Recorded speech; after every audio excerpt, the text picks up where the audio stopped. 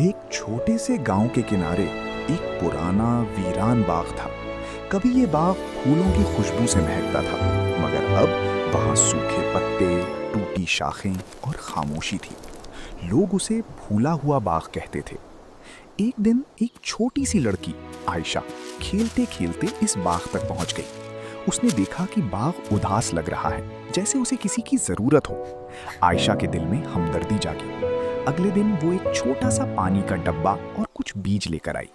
वो रोज बाग में आती, पौधों को पानी देती, खुश्क पत्ते हटाती और नए बीज बोती। शुरू में कुछ भी नहीं बदला, मगर आयशा ने हिम्मत नहीं हारी। दिन हफ्तों में बदल गए।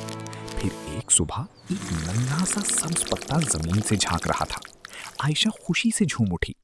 आहिस्ता आहिस्ता पूरा बाग दोबारा जिंदगी से भरने लगा।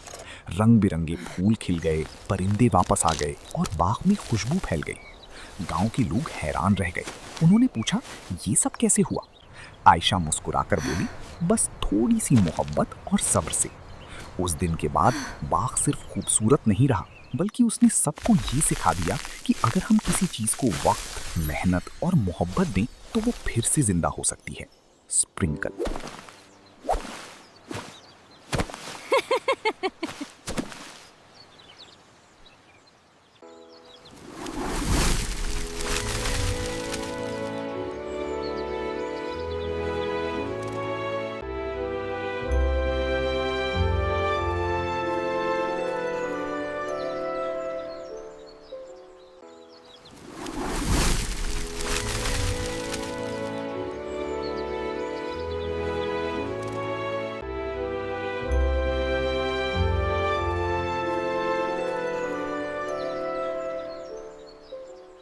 I can't believe it!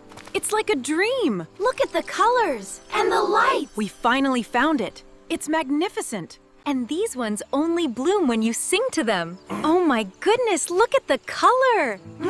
Are they safe to touch?